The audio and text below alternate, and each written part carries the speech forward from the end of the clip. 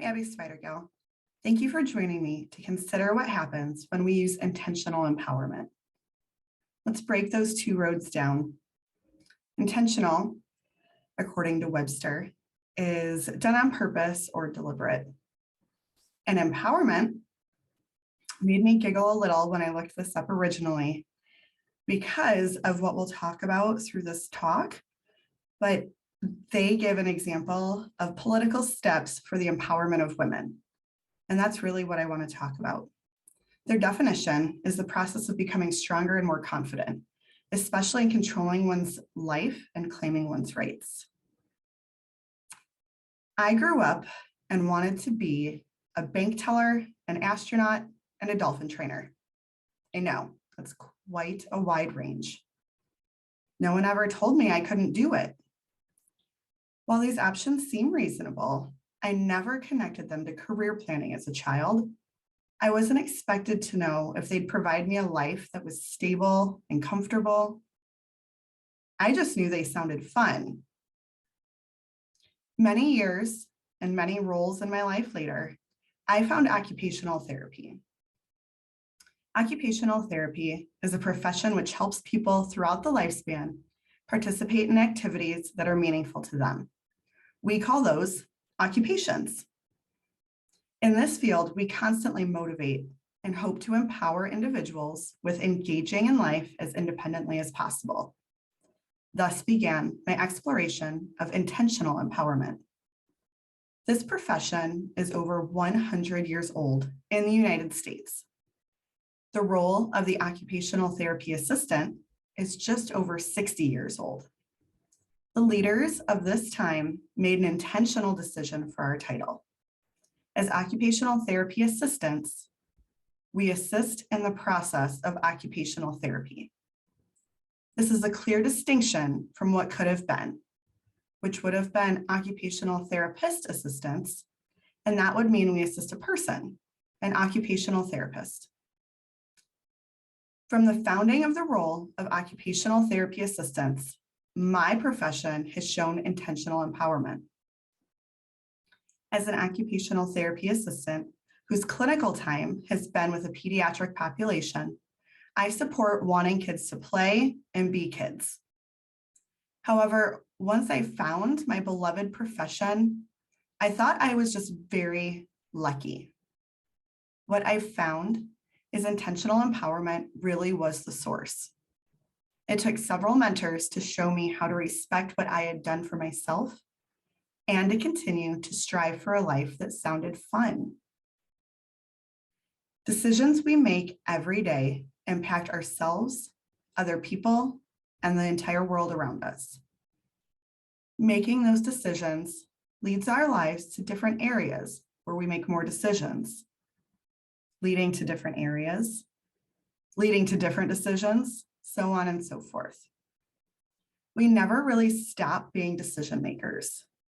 And women, historically, have fought to be sure other women are given the opportunity to do just that. I want to remind you of the history that led us to where we are and consider how we can continue to grow. In 1839, New York law allowed white women to conduct business on their own.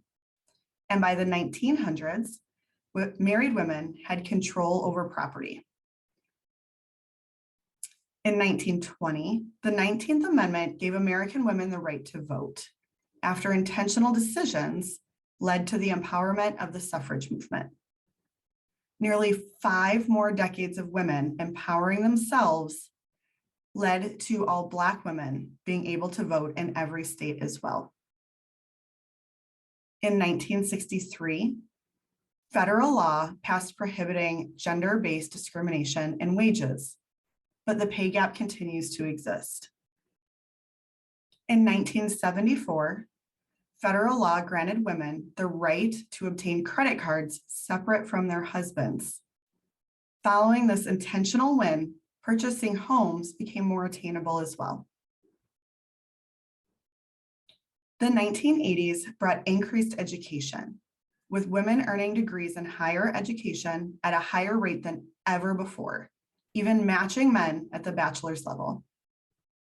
In 1981, the Supreme Court had its first woman appointed as justice, and TV shows provided opportunities to witness women working and caring for their families at the same time. By the end of the 1990s, women's participation in the workforce was higher than ever before, and Take Your Daughter to Work Day was created. Women continued to rise in politics, including seats in the US Senate, House of Representatives, and as a US Attorney General. Continuing to empower women and promote equality, the Lilly Fed-Better Fair Pay Act gave strong reason to end discriminatory practices and compensation. In the 2000s, women took more powerful positions in companies, raising the number of CEOs managing Fortune 500 companies. This has advanced earning power continually. According to Forbes, now in 2021, women are currently earning 82 cents for every dollar a man makes. So here we are in the year 2021. I have an education, a career, a vehicle, lines of credit, and I purchased my very first home earlier this year. I am eternally grateful to the people who made all these things possible. So does that make me lucky? No, it means my self-empowerment to existing happily has continued. All these changes took a woman being reminded she was worthy of the same rights, opportunities, and finding other like-minded individuals to support that idea. Where will we see society progress to next? Continuing to close the wage gap, encouraging equal opportunities in all roles for all people, creating a society where demographics do not determine one's future with statistical accuracy, and continued support of each other's worth. What I thought was luck really is intentional empowerment. As I chose the path I preferred after working in several other industries with intention, I sought out the opportunity to become part of my field. But now I know I could have been the Vice President of the United States. We have those role models today. It isn't from luck. I am honored to be surrounded by people who empower me. From my family to my friends to so many colleagues, these individuals continue to provide me opportunities to feel incredibly lucky. The difference is my decisions are made with the purpose of finding a happy way to exist. For me, that means making a difference, which I'm able to do as I pass on intentional empowerment.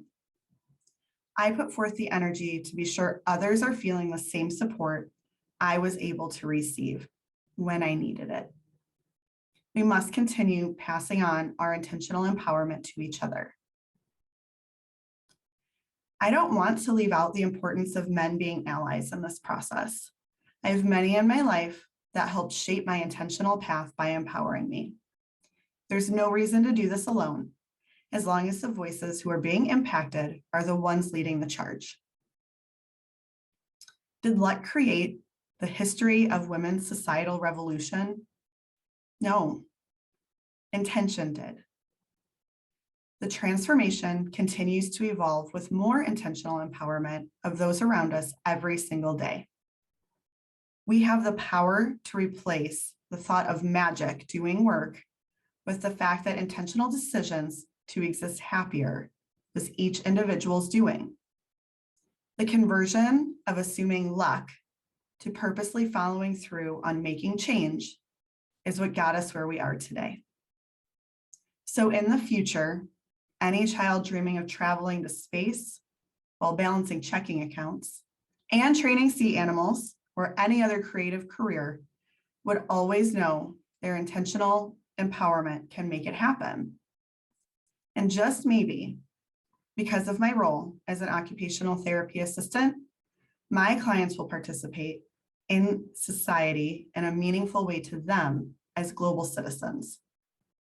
Outside of their goals, written in care plans, I hope my intentional empowerment can help them realize what matters to them so they can seek out a life where they empower others.